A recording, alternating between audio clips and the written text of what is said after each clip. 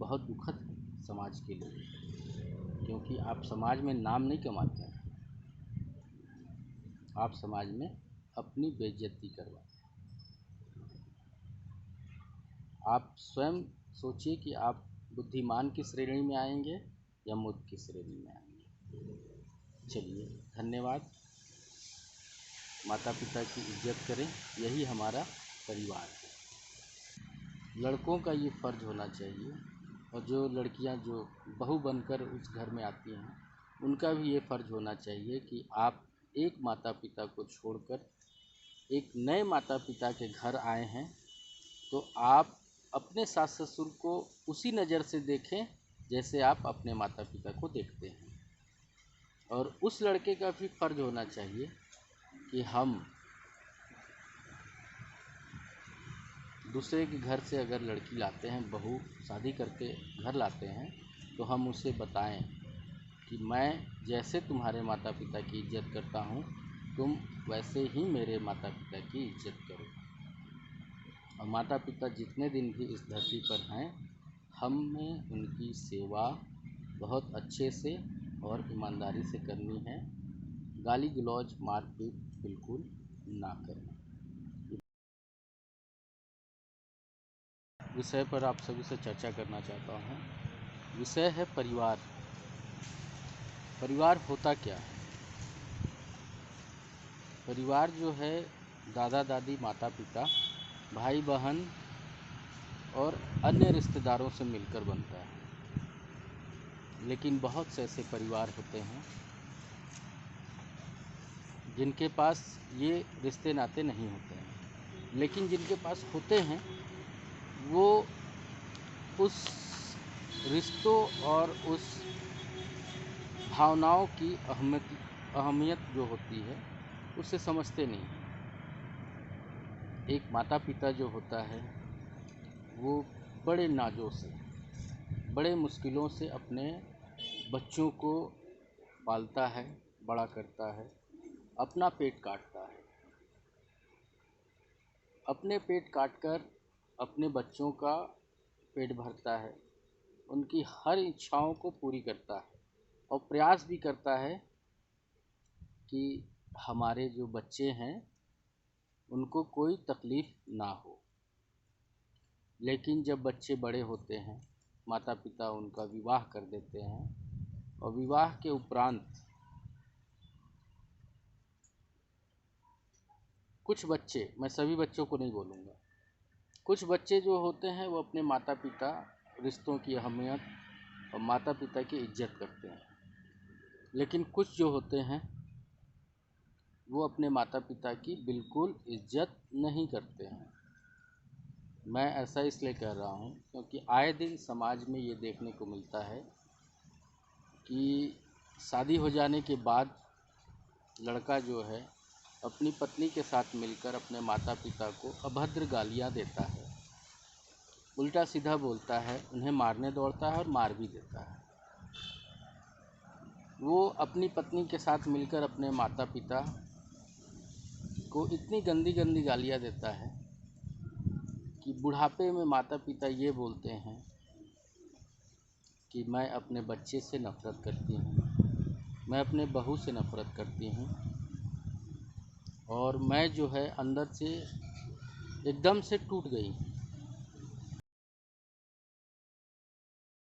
मैं कभी सोची भी नहीं थी कि मेरा बेटा ऐसा निकलेगा, मेरा बेटा वैसा निकलेगा जो मुझे गाली देगा और जो मुझे मारने उठेगा।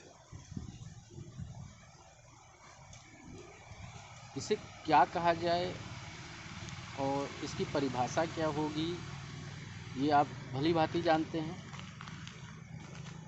अगर कोई लड़का अपनी पत्नी के बातों में आकर या अपनी पत्नी के बातों का समर्थन करते हुए अपने माता जो जन्म दी हैं, भाई वो लड़की तो बाहर से आई है, आप मतलब आपकी शादी हुई है, आप अन्य घर से, दूसरे के घर से उस लड़की को अपने घर अपने माता पिता की सेवा के लिए लाए हैं, ना कि अपनी सेवा के लिए।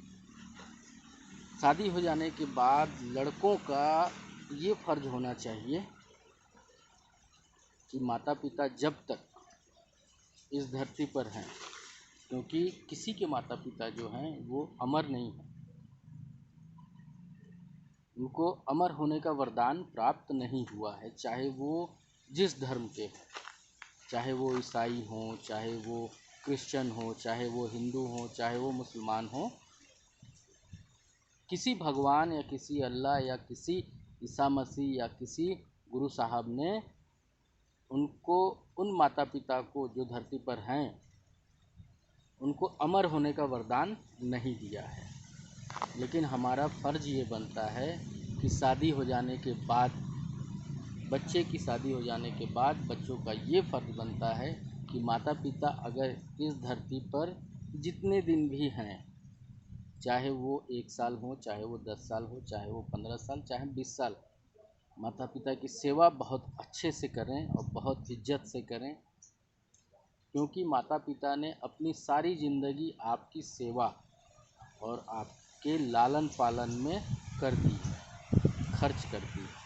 तो हमारा फ़र्ज़ बनता है कि हम अंत काल में अपने माता पिता की सेवा बहुत इज्जत से करें। और आप अपनी पत्नी की बातों में आकर अपने माता पिता को उल्टा सीधा गाली गलौज मारपीट बिल्कुल ना करें, क्योंकि यह पाप है। आप स्वयं सोचिए कि एक माता पिता जो है वो 3, 4, 5, 6 बच्चों को पाल सकता है, लेकिन यही 3, 4, 5, 6 बच्चे मिलकर अपने माता पिता को नहीं पाल सकते। होता क्या है, कोई बोलता है कि आज माँ को तुम रख लो, पिता को तुम रख लो। क्यों अलग कर रहे हो भाई? क्यों?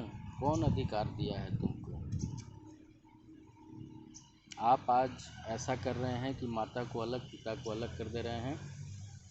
1 महीने के लिए बड़ा भाई, 2 महीने के लिए छोटा भाई अगर ले जा रहा है, माता पिता को अलग कर दे रहा है, तो एक समय आपका भी आएगा जब आपके बच्चे बोलेंगे कि आप भी बुजुर्ग हो गए हैं, हम आपको भी अलग करते हैं। आपको उस समय समझ में आएगा कि माता पिता क्या है। फिर आप बोलेंगे कि बेटा हमने आपके लिए बहुत कुछ किया है, तो वो बोलेगा आपने हमारे लिए कुछ नहीं किया है। क्योंकि अगर आप करते हैं तो आप स्वयं विचार करें, क्योंकि आपका फिर कोई अधिकार नहीं है कि आप अपने माता पिता को अलग करेंगे, और बिल्कुल नहीं करना चाहिए भाई। माता पिता भगवान हैं। आप मंदिर मस्जिद गुरुद्वारा चर्च जाते हैं इसलिए ईश्वर की खोज में, एक आस्था की खोज में जाते हैं, और जबकि घर में ही भगवान निवास करते हैं, वो माता पिता है। चाहे माता पिता कैसे भी रहें, लेकिन कोई माता पिता ये नहीं चाहता है कि हमारा बच्चा या हम अपने बच्चे को कुछ ना खिलाएं। बच्चे माता पिता की इज्जत अगर करेंगे ना, तो भगवान उसी घर में रहता है। हाँ, जीवन भर बेटा बहू मिलकर अपने माता पिता को बहुत मारते हैं, गाली देते हैं और बुरी बुरी बातें बोलते हैं, लेकिन वही माता पिता जब मर जाते हैं तो यही बच्चे और यही बहू बहुत रोते हैं, फबक फबक कर रोते हैं। ऐसा लगेगा कि इनसे ज़्यादा प्रेम इस धरती पर अपने माता पिता से कोई नहीं करता है। लेकिन जब वही माता पिता जीवित थे तो इनसे ज़्यादा बेइज्जती करने में कोई नहीं कसर छोड़ता है। इसलिए माता पिता की बिल्कुल इज्जत होनी चाहिए। माता पिता भगवान होते हैं, इस बात को आपको और हमको समझने की आवश्यकता है। लड़कों का ये फ़र्ज़ होना चाहिए, और जो लड़कियां जो बहू बनकर उस घर में आती हैं, उनका भी ये फ़र्ज़ होना चाहिए कि आप एक माता पिता को छोड़कर एक नए माता पिता के घर आए हैं, तो आप अपने सास ससुर को उसी नज़र से देखें जैसे आप अपने माता पिता को देखते हैं। और उस लड़के का भी फर्ज होना चाहिए कि हम दूसरे के घर से अगर लड़की लाते हैं, बहू शादी करके घर लाते हैं, तो हम उसे बताएं कि मैं जैसे तुम्हारे माता पिता की इज्जत करता हूँ, तुम वैसे ही मेरे माता पिता की इज्जत करो। और माता पिता जितने दिन भी इस धरती पर हैं, हमें उनकी सेवा बहुत अच्छे से और ईमानदारी से करनी है।